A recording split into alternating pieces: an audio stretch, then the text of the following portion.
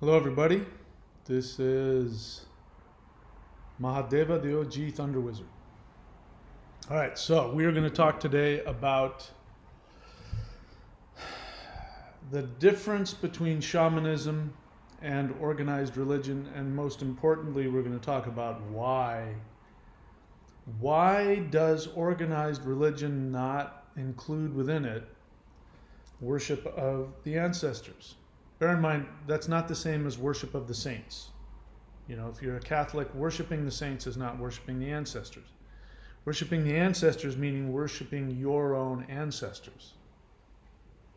The saints the reason why the worship of saints came into it is because of the need for people to do that. So why? Why did religion get rid of the worship of the ancestors?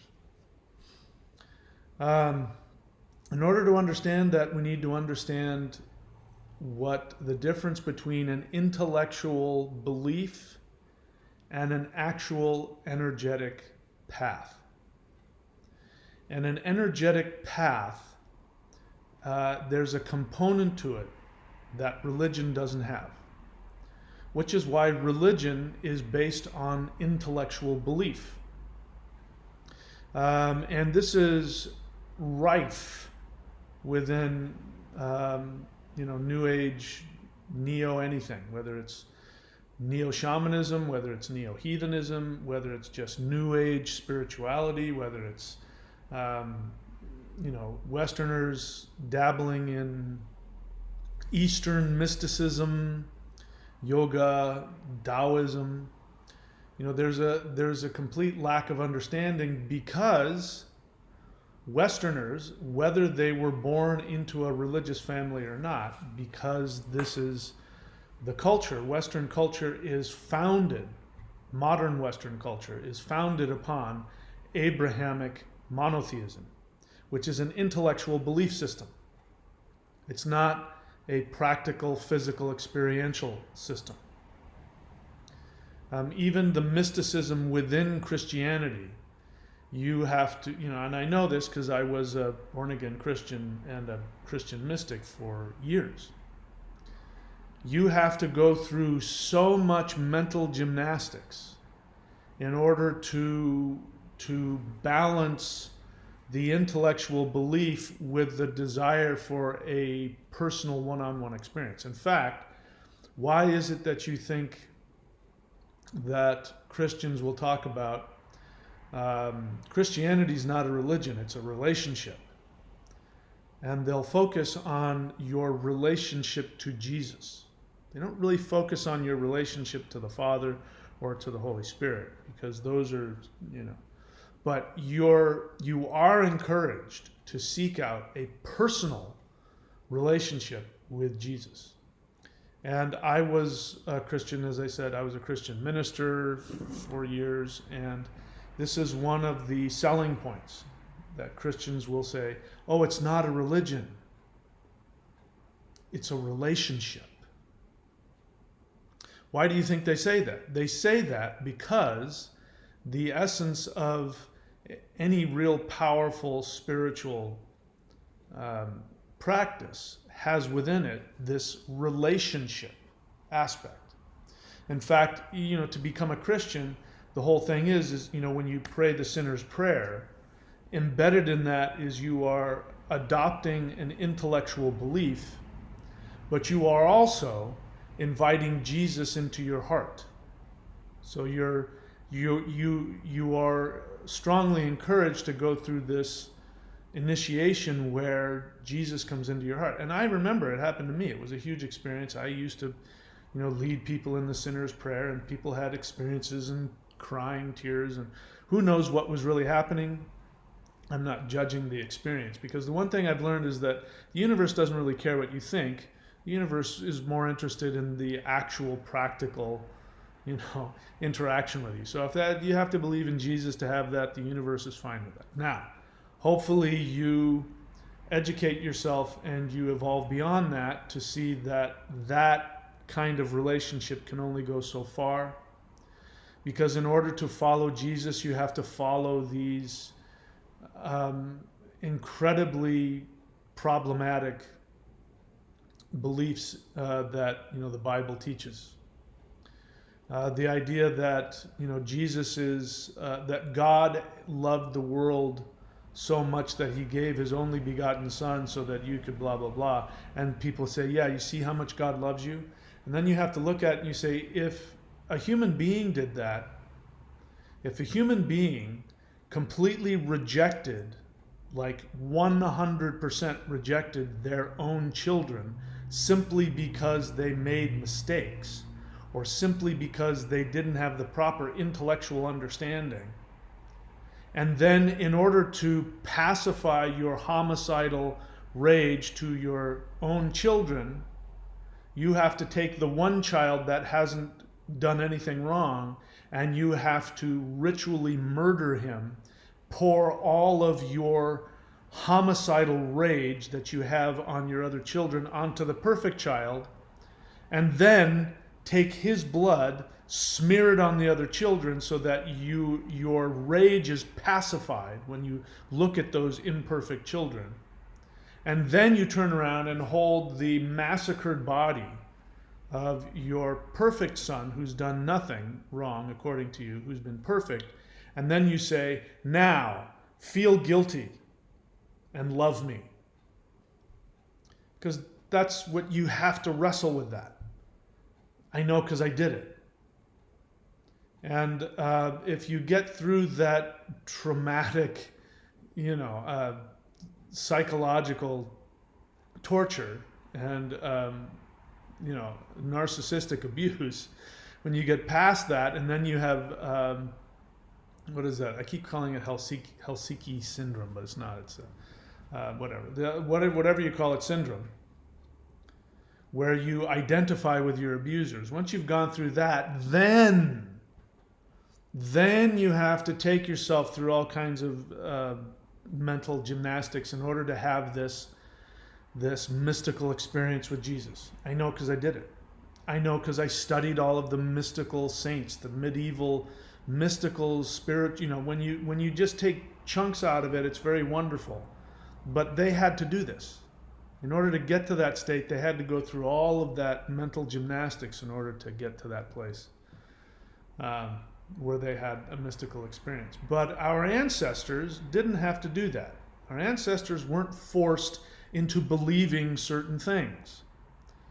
Our ancestors, they remembered their grandfather. They remembered their father. They might have even remembered their great-grandfather. And they did rituals to their ancestors, and they asked for the blessings of their ancestors, and they asked for the ancestors' connection to them. It was very real and it was very practical, and there was no mystery about it. You find this in the beginning, in Gnostic times, which is really, we're starting to head into the horror of the Middle Ages. The Gnostic religion was the precursor to the horrors that were going to come with organized Christianity.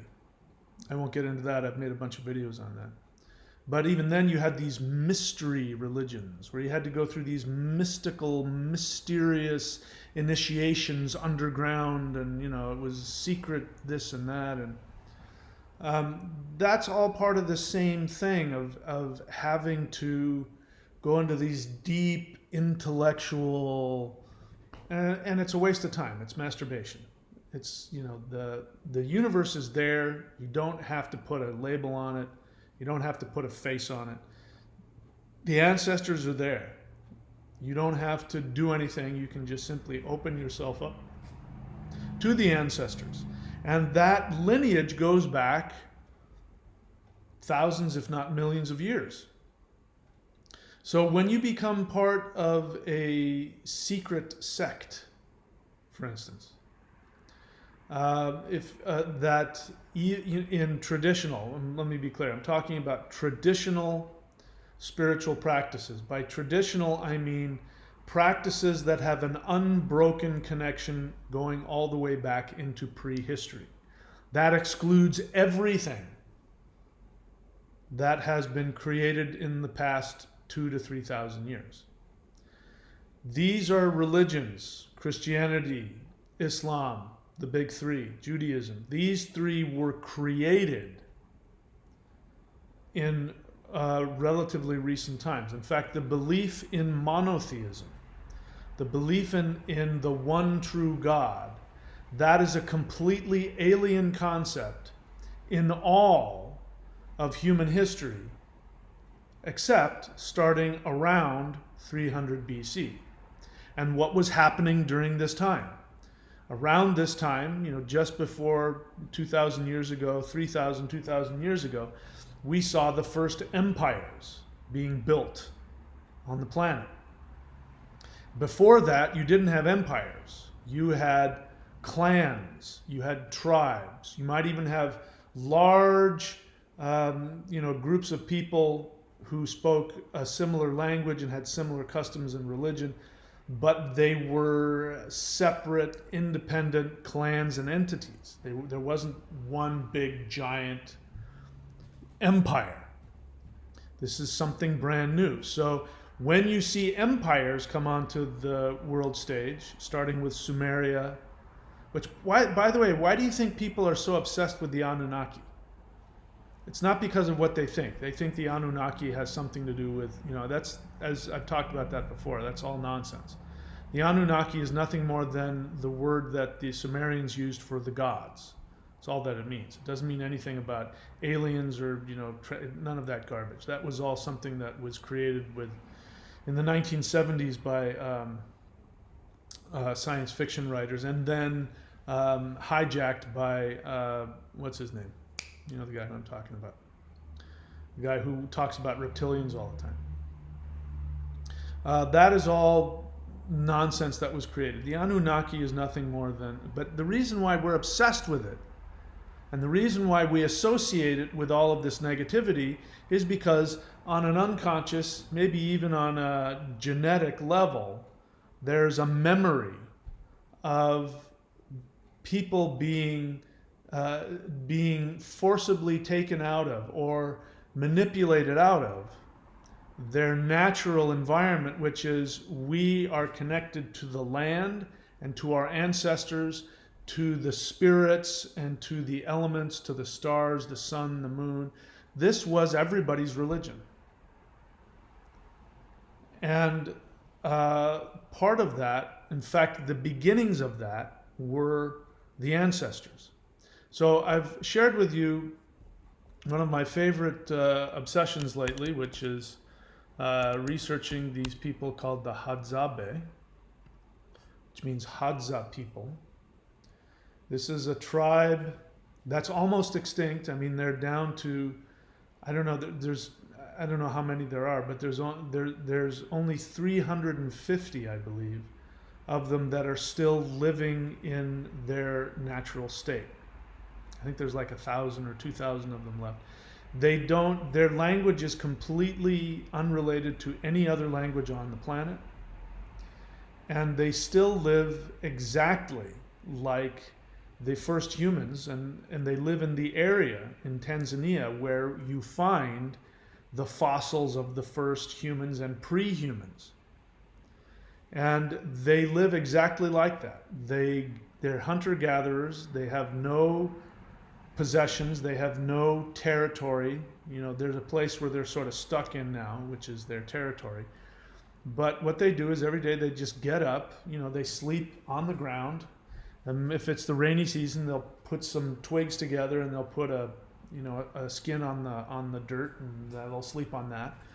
They get up every day and they go hunt or they gather, and that's what they do all day, every day. They're just living exactly like, they're as close to,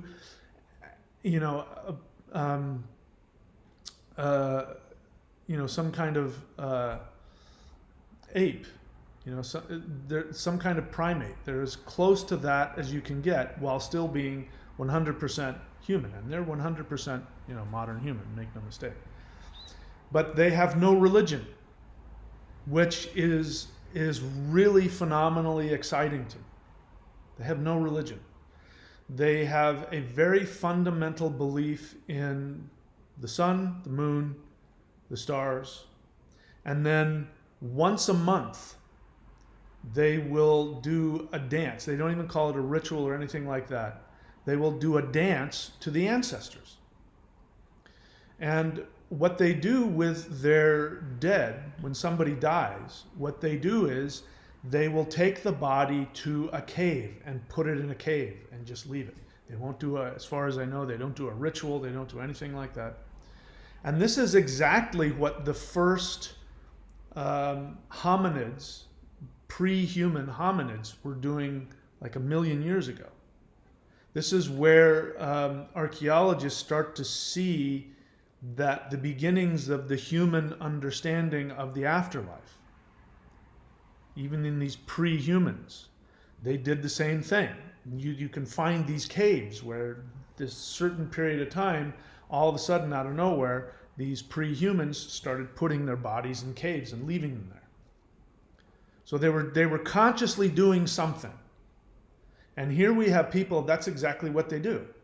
They just put the bodies in the cave. And according to them, they hope that the body will go to the sun. That's as far as they don't talk about the afterlife or anything. They don't know. And the only ritual that they have, which could be, close to anything, is that they do a dance once a month to the ancestors. So I'm intrigued by that because that is a snapshot of human religious evolution. Now, before any of my parents died, my father died when I was 35. Before that time, I didn't have any close connection to any of my other relatives, grandparents, anything like that. So when they died, it didn't have any effect on me. But up until that time, I didn't really understand what the point of, burial grounds were. I didn't get it. Cemeteries, I didn't get it. I just thought, this is really stupid. Why don't they just burn the bodies and. And then my father died. And then I got it. You need a place to go. And I needed a place to go. And I needed to look at the headstone. Unfortunately, I was out of town when he died, and my mom just stuffed him in the ground and didn't do a funeral, which really bothered me because I needed to see his body go in the ground. I needed to see with my eyes because it was hard for me to comprehend. I mean, he was alive when I left, and now he's dead, and there's nothing, but this headstone. So it was important to me, and I spent, I stopped doing it after a while, but I would regularly go and sit, and talk to the headstone because I had to work out whatever unresolved stuff, and I got it, I get it, and I understood he was on the other side, and I wanted to create some kind of a connection with him. And there was all kinds of healing that occurred for me, and my life got better. My relationship with my dad wasn't that great. But things got better, and it was as a result of that. I mean, we could say psychologically that it was helpful because I resolved it. I think, my father stopped being a limited human and was now in the spirit realm. And in the spirit realm, whatever issues people have when they're alive, disappear, and they become, for all intents and purposes, they become perfect again. So you can deal with and work with these beings that are close to you. You know them, they're important to you. Your sense of self and your identity is linked with them, and you can't extricate yourself from that. So I get it. I get the need to worship ancestors. So without that, when you take that aspect out, you, in essence, make people nuts.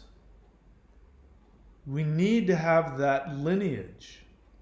And so whenever you get into a real spiritual practice that has an unbroken connection to prehistory, you are going to be connecting to a lineage of practitioners who become your ancestors. This is why Sifu, for instance, the word Sifu, if you become a Taoist practitioner, Sifu has a rough translation of father teacher.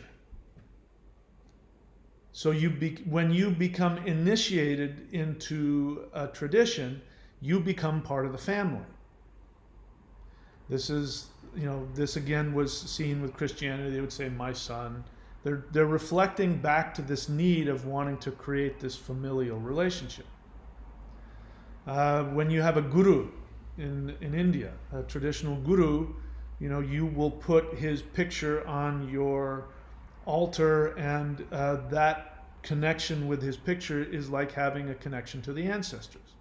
If that teacher dies, and to this day, whether it's you have you're a kung fu practitioner, or if you're a yoga practitioner, you will have pictures of your deceased teacher and his teacher and all that. You have this lineage. Whenever you do Shaktipat, which it means an energy transmission, you are connecting yourself to the masters of that religion that are no longer physically alive. And so you know the difference. You can practically feel the difference between a tradition and a belief. So this is one of the reasons why when people come onto the channel and we do these live, these live chats, I will at some point tell you, listen, if all you're doing is coming and watching my videos, I'm glad you're here, but you're getting this much of it.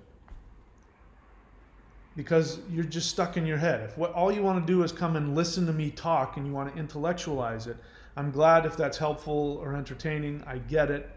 But you're getting almost nothing out of it. This is why, unfortunately, I have no interest in bad-mouthing any other practices, but let's say Wicca, for example. I played around with Wicca. Nothing there. Interesting stuff. Nothing there in terms of power.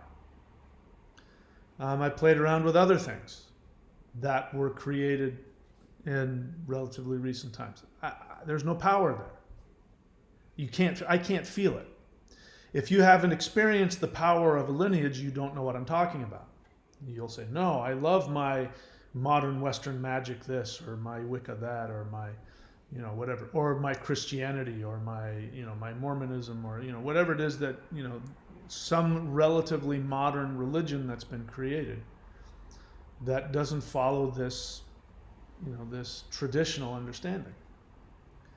And I felt it. I was, as you know, I was once a born-again Christian. I was a minister.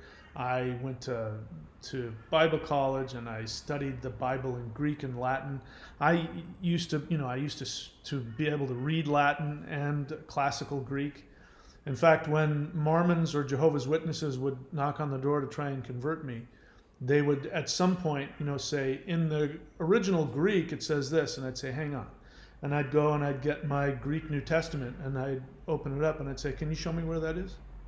And of course they had no idea what the hell, they didn't know Greek. They were just spouting something. And I said, here's what it really says. And I would give them, because they'd be lied to. Somebody would give them the wrong Greek or the wrong definition of it. And it was fun. I enjoyed doing that. I enjoyed, as you know, I enjoyed making idiots look stupid. So,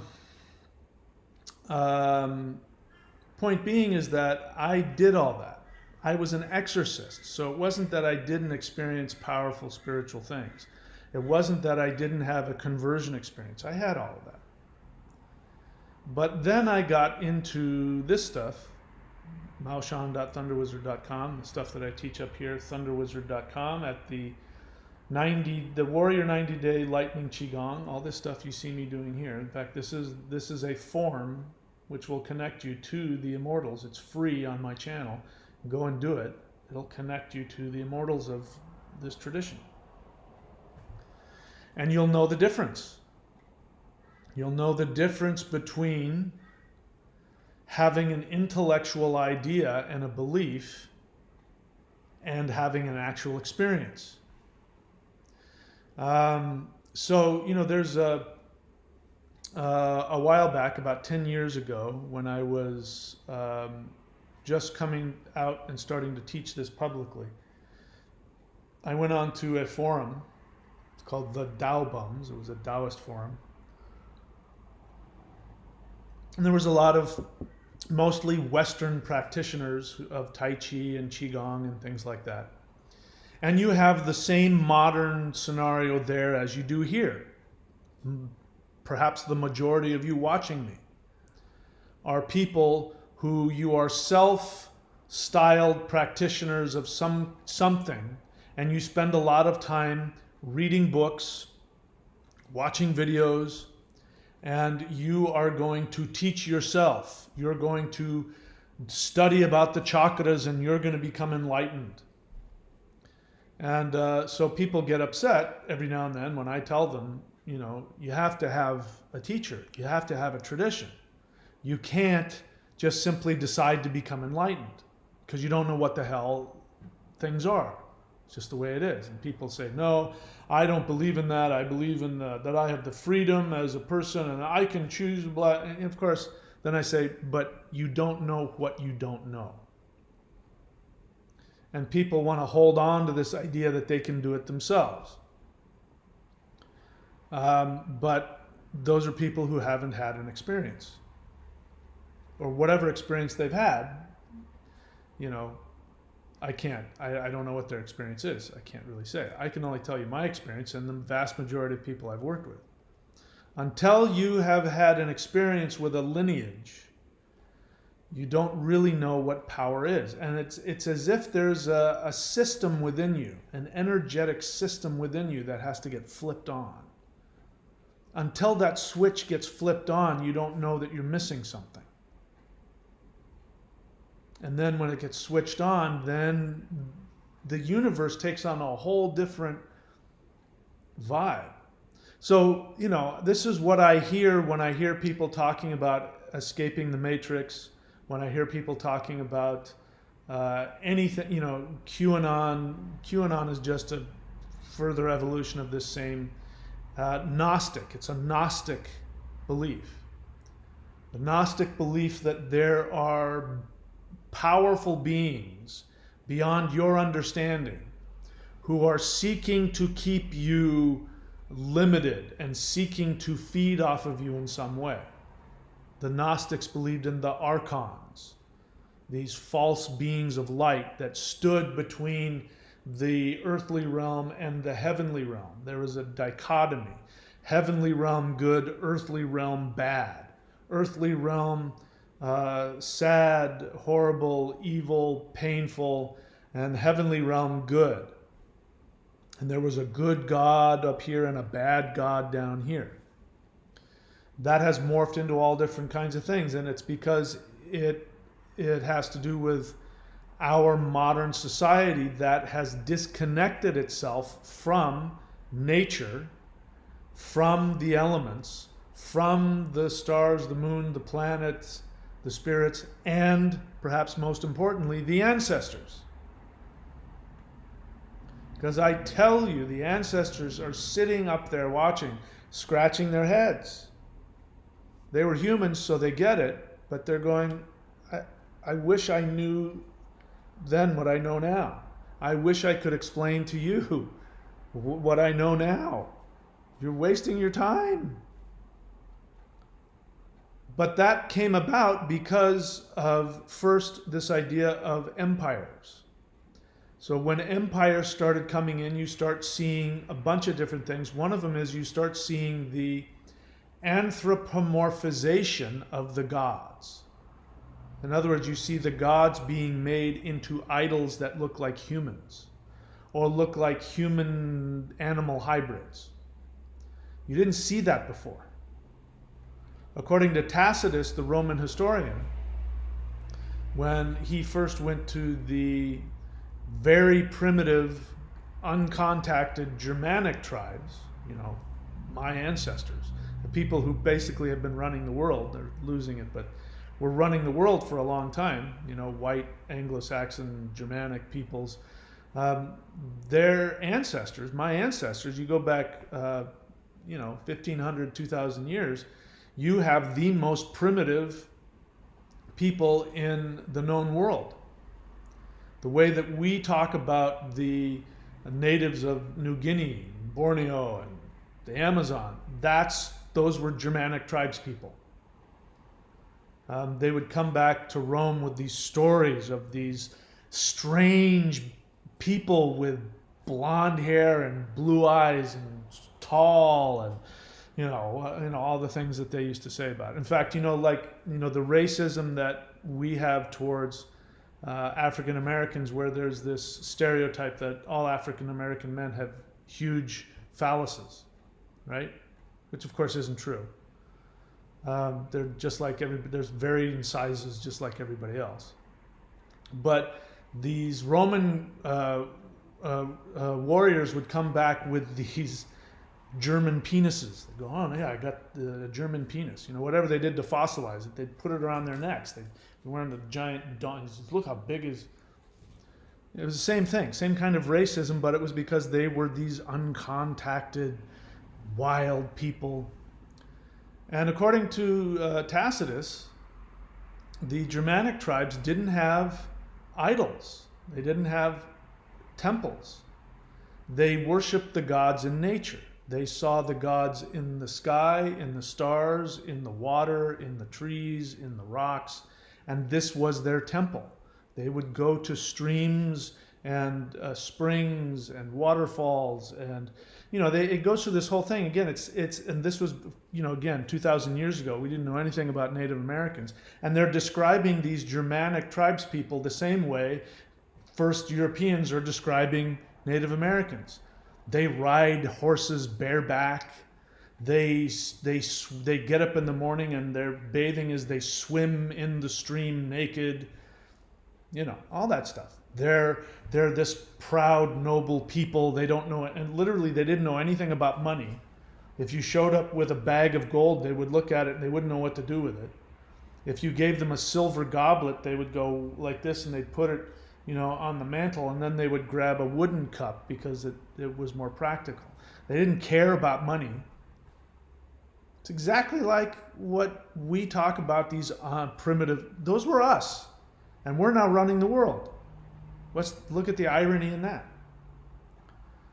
that. So getting back to the idea of empires is that in order to have an empire, you have to take away people's individuality.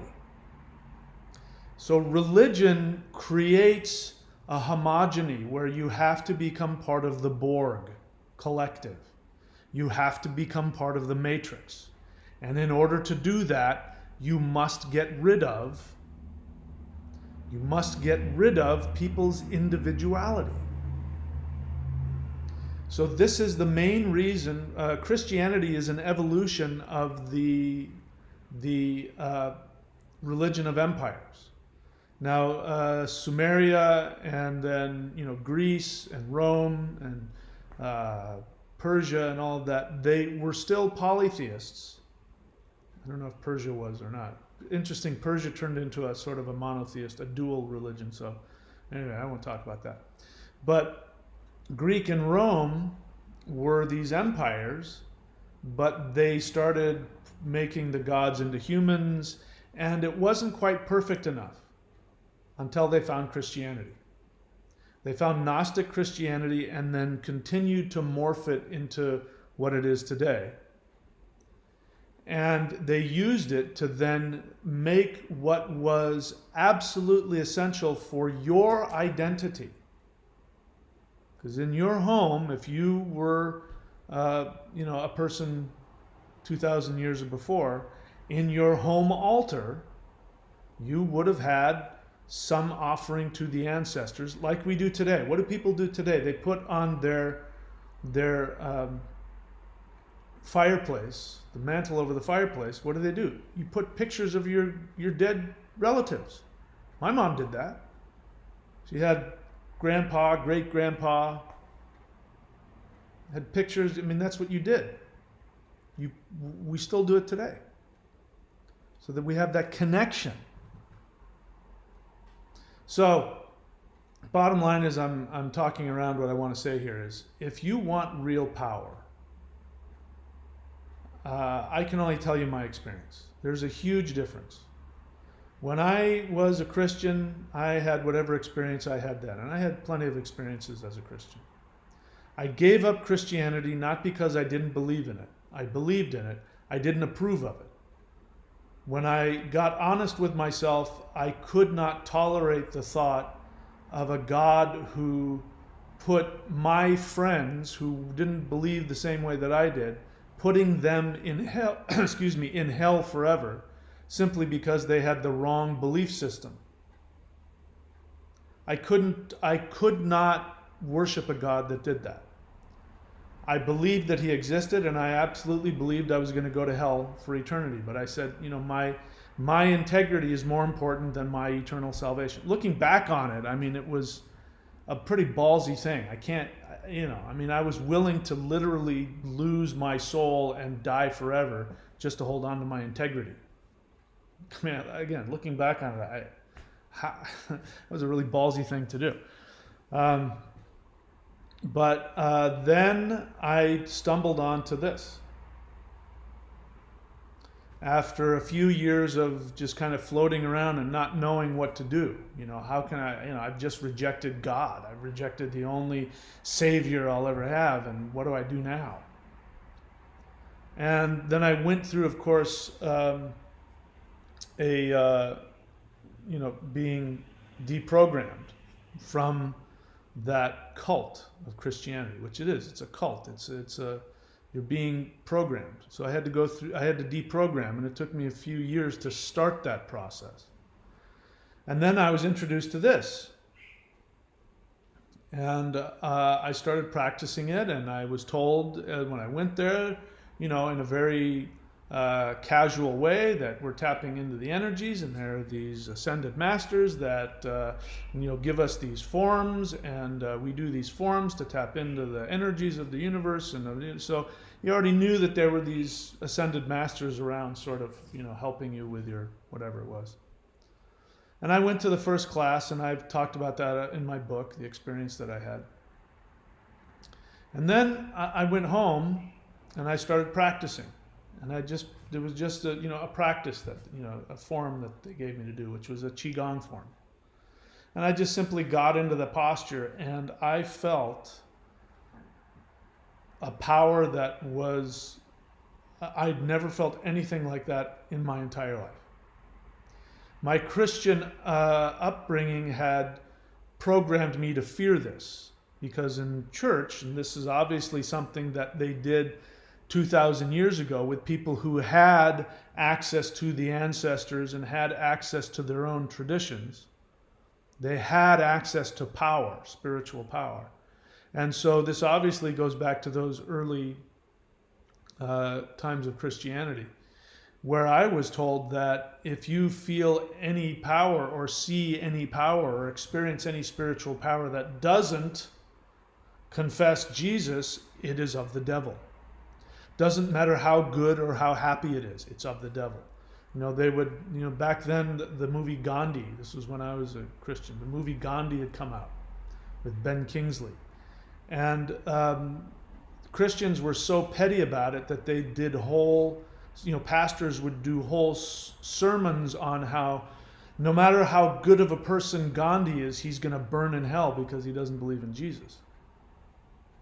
So when I felt this power go through my body, my first intellectual response was to be full of fear. Oh my God, the devil has just jumped in my body. And then I said, but this feels pretty good. I mean, in fact, it feels really blissful and wonderful. I'm not feeling anything negative whatsoever. So I decided to keep going with it because I had given up on Christianity anyway. How much worse could it get? And of course, as time went on, it only got better and better. I healed from all of that and started to understand what real spiritual power was. So when I go onto these forums, like the Taoist forum, there's a bunch of solo practitioners who don't have the first clue because they haven't worked with a teacher. They've read from books, maybe they've watched some videos, and they have all of this thinking going on in their head. And I've gone on there, and I recently went on there and I posted something. And then, of course, somebody came back, as many people do here. Somebody just recently did it and dropped another comment and said, well, I believe this, and this, and they want to get into some kind of intellectual argument with me. And I responded just this morning and I said, hey, guys, look, there's intellectual opinion and then there's experience. If you want to indulge in your intellect, go right ahead. If you want experience, you got to talk to somebody that actually has experience. Just think about that. And that's what I'm here to give you. All of the talk that I do, I hope it's helpful. Whatever gets you in the door. And it's important to talk about these things and to intellectualize about these things. But ultimately, it comes down to a practical, physical connection. And you have to come from experience. Your opinions are meaningless. All of the opinion, again, if you want to go, take all of the problems of the world and try and go talk to a Christian minister, a pastor or a priest. Try and ask them all the questions. Why is there war in the world? Why is this? You're going to get all kinds of different answers, and they're going to do all kinds of gymnastics, to mental gymnastics to try and, obfuscate the scenario. And they'll end up eventually saying this, which is God's ways are not man's ways. We don't know what God's plans are. Which means I don't have a clue. It doesn't make any sense to me either. I don't get it. Because it's all up here. I'm saved. How do I know that? Because I believe in Jesus. I believe. I'm free of karma. How do you know that? Because I think karma is this, and I think karma is that.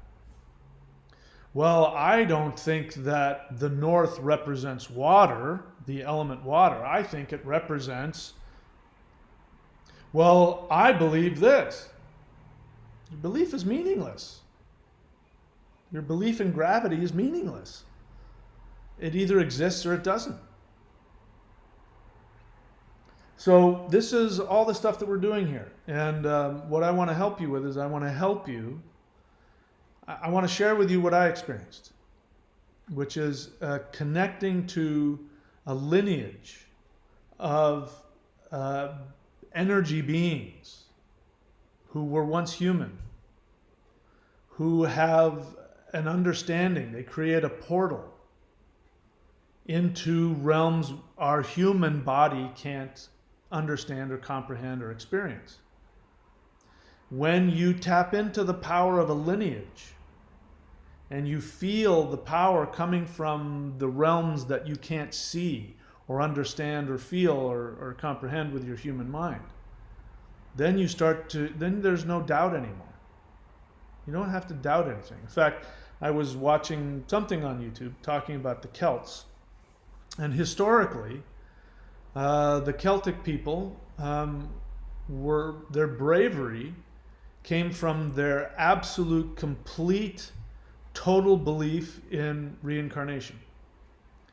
That if you were to talk to a Celtic warrior, why is it that you're willing to go die in battle? He's like, this is just one. This is just one life. We go from one life to the next. The soul doesn't die. This is just my body. I'm not going to waste my time with that. Their belief in the afterlife and in reincarnation and the eternity of the soul was so powerful they had no fear of death, according to the sources, historical sources. These are people who are, we don't know, the truth is we don't know what the Celts' religion was because it was wiped out. Modern day neo-Druid religion is complete new fabrication. I have nothing against it. I've never tried it. I have no idea if it works or not. A lot of people love it. I respect that they've recreated it, but they're making it up. They don't know what, maybe they're channeling it. I don't know. But we don't know what the Druids believed and what their practices were. But whatever the hell it was so powerful that warriors apparently were so fearless. They had no problem going into battle and dying because they knew they were going to reincarnate. Their soul wasn't going to die. They knew that. There's more than belief going on there. When you've got somebody willing to die like that, there's more than belief going on. There's an experience. So if you want to have an experience, I recommend finding any tradition that has an unbroken connection into prehistory, that has a lineage that you can connect to, and really feeling that power. And when you do this, I mean, I'm giving this stuff away for free. If you do this right here, you'll know what I'm talking about. If you're doing this, you know what I'm talking about. If you're doing this, the Warrior 90-Day Challenge, you already know what I'm talking about. You know, you're having experiences, you're having, your dreams are changing, you're starting to work through unresolved trauma that you wouldn't even be able to know existed. There's a power that's coming into you. Some of you are progressing as you're doing the practices and the postures and you're doing this stuff, and you notice as you do it, you feel a power start to change and shift your body around. You know, and if you listen to it and let it, it'll tap you into, you know, a power you didn't even know existed. And those are the ancestors. Those are the ascended masters. They're there with you, giving you the energy, giving you the connection. So it's time to get out of our heads. You know, I mean, just to give you an example, without picking a side, you know, people don't know who they elected. In the United States, they still don't. I mean, half of the population doesn't agree with the other half. I don't know who to believe. I mean, there's a problem. People have a problem being able to know what objective reality is. There's a disconnect. They don't know if a virus is real or not. They don't know if millions of people have died or not. There's a problem. Being able to figure out what objective reality is. It means you're stuck in your head. It's time to get out of our head. And we have to get back to experience.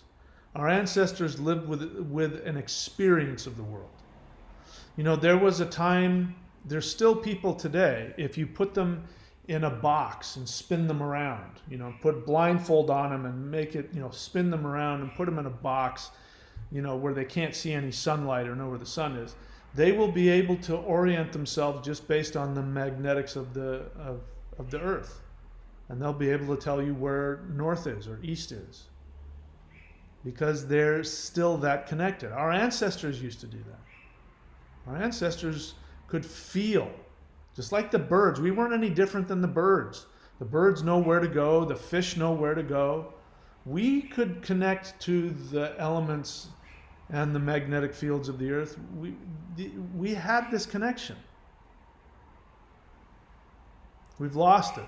And the reason why we've lost it is because religion wanted to create, or religion, I should say, was the invention, the tool that was used by the elites, if you will, by empires, in order to control the masses. In order to control the masses, you must take away their individuality. And so the first thing you do is you disconnect them from the ancestors. And Christianity went so far as to make it evil. If you worship the ancestors, they'd kill you. They'd put you, if you were found worshiping the ancestors, they'd put you on a stake and burn you. They'd kill you. The reason that they did that is because if you connect to the ancestors, you're going to have individuality. You're going to have an individual connection, not only to your lineage, but to the universe itself. And when that happens, nothing can touch you. Nobody can control you. So they had to get rid of it. And they'd put people to death for it. And now here we are 2,000 years later, and people can't figure out what objectively is going on. They don't know who to believe.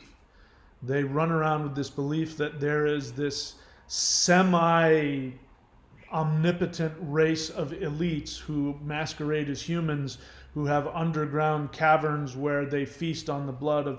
I mean, there are people now that believe that. There's a huge number of the population that believes that.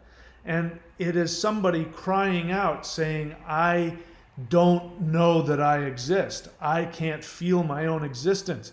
I don't see or feel or connect to anything. And I'm lost in my head and I can't get out. As I spend my whole life on devices This is the way out, connecting to a lineage. And I don't care what it is. You don't have to do my thing. I have no need for you to do my thing. But if you choose to, I think it's an incredibly empowering, healing, nurturing way to evolve. And you won't have to worry anymore. You know, if you do enough of this, you'll get enough healing and enough connection and enough identity that you don't have to wonder anymore. I don't know who to believe. I don't know what to believe. You'll know. You'll have guidance. You know, the ancestors can guide you. There was a time when people would, you know, go out into the forest and get a vision, or people would wait for a dream, and they'd get a dream from their grandfather or their, you know, that's gone now. We can get that back, but we got to be willing to do the work.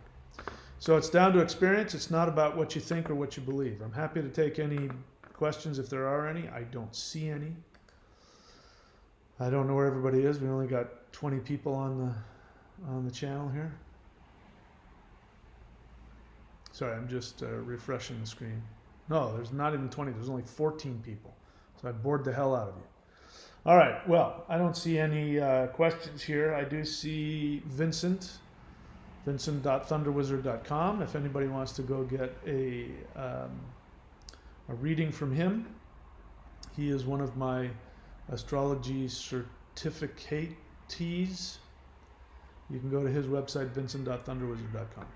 All right, that's it. That's it for me, guys. I will see you when I see you. I don't see any questions here. What I'll do, in case there are any questions, I'll give you some time. We'll just, what will we do? We'll play a little video with some sound here, so that if you have a question, you can type it in there.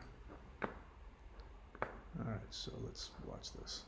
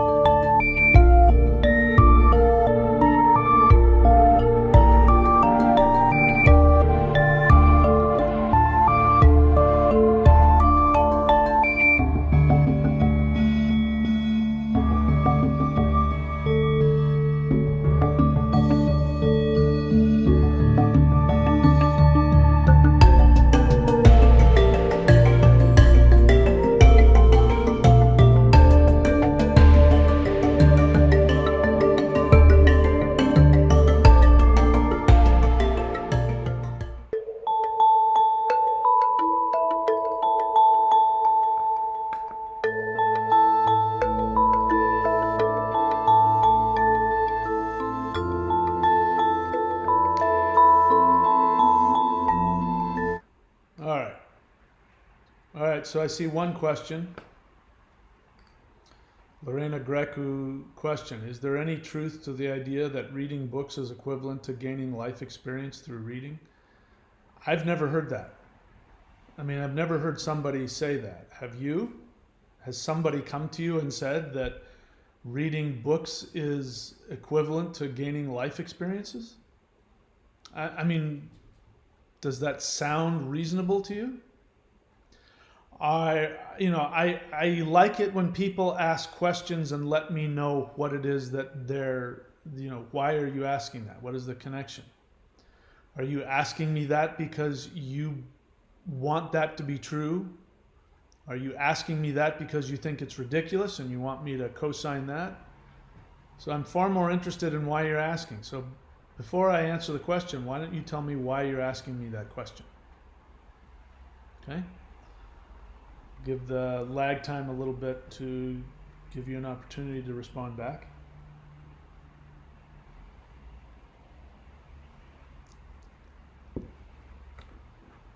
Listen to some music in the meantime.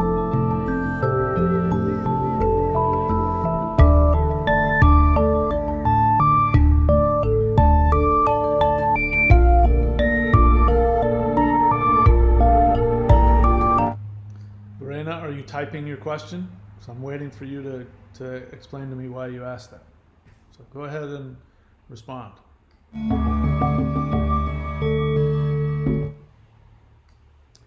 She says, this is something I was told very often. Well, you just watched me for however long I've been on, talking about we need to get out of our head, and that you actually have to have an experience with it. So, of course, I don't think that that's at all true. Now, don't get me wrong. As you know, I'm a big believer in education. I'm a big believer in people reading books. And I think that having the ability to think clearly and have to be a critical thinker, you have to be well educated. I think everybody, as used to be the case, unless you were total lower class, everybody used to go to some kind of college. 4 years, the first 4 years of college was not about learning a craft or a trade. The first 4 years of college was just about the basics. You learned everything. You learned history, you learned philosophy, you learned literature, you learned math, you learned sciences. It was just the basics. And then after your first 4 years, then you went on to graduate school, and then you got your master's or your PhD in whatever it is that you wanted to spend your life making a living doing. I mean, it used to just be what people did. And nobody does that now, really. I mean, again, you can cut it right down. You want to talk to the people who believe that, the people who stormed the Capitol were doing the right thing. You're going to split it right down. The majority of them are going to be uneducated people. That if they were lucky, they graduated high school, if you're lucky. And then you have people on the other end, the supposed liberals. Guess what? The majority of them are college educated. Sorry. People who are artists, people who tend to think broadly, you know what I mean? There's a reason why there's this split there. So I love books, and I think books are really important, but of course books don't give you life experience. I don't know why somebody would say that. Maybe they're innocently trying to get you to read books, but that is a pretty common thing now. I mean, there's this whole generation, and not just one, but going back 10, 20, 30 years at least, of people who think that spirituality means reading books. And it's not. Reading the Tao Te Ching is great, but it's not going to give you access to the power that the Tao Te Ching talks about. In fact, the word Tao Te Ching means the way of power. This has to be done through experience, and it's hard to do that without a teacher. It's hard to do that without somebody who's going to transfer that lineage energy into you. So, no. Thank you for responding to my question. I always like to know why people ask questions. Vincent.thunderwizard.com. Question: do you have any advice on overcoming Christian cult programming? Yes. Just give it time. It took me years. I don't know when the last time was. It probably was in the last year or two. But, I still, every now and then, will have nightmares where I'm fighting demons. And I'll wake up, screaming at the top of my lungs, "In Jesus' name, I command you," and I'll wake up doing that. Go, where the hell did that come from? So, I mean, there's that programming. I don't know that you ever completely get rid of it, but the best way that I can offer is to do this. Read my book, any of my books, but especially the one, Odin Says Jesus Was a Coward. Or watch the videos, but I mean, the book is good. Odin Says Jesus Was a Coward. Other than that, just do the best you can. It'll take some time. You have been programmed, and it is a cult. It takes time. Specifically, shame and guilt around sexuality and intimate relationships. Counseling is helpful for that. You've just signed up as my apprentice, so I can help you with that. But These are things that take time, and you just have to do the work. This is the spiritual cleansing and reprogramming that you get from doing this stuff. All of this stuff will be very helpful. What else? Holly Galagli question. What are the prerequisites for possibly becoming an apprentice? There are no prerequisites. You go to thunderwizard.com.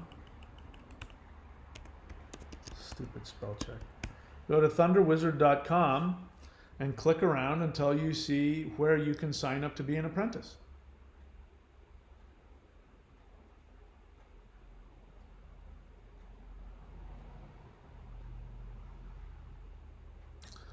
Zach, what did I ever do to you?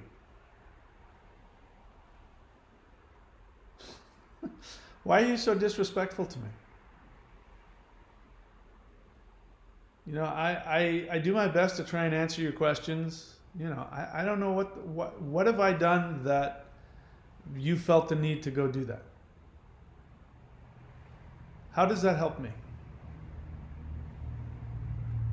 I don't even know how to respond to that. I don't even know. Should I block you? I don't even know what to do.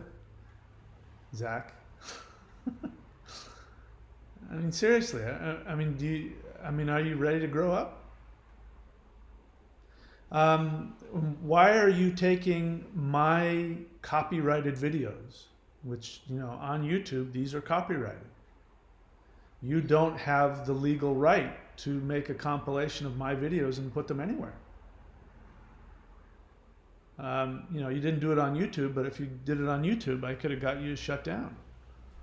Are you enjoying this? Is there something not right? That you think that's cute? Anyway, if you're going to do something like that, at least tell people where to find my channel so that I can get views out of it too. All right, what else? Nothing else? No other questions? All right, that's it, guys. I've done all the business I think I need to do here today. So yeah, take care of yourself, stay safe, and I will see you next time.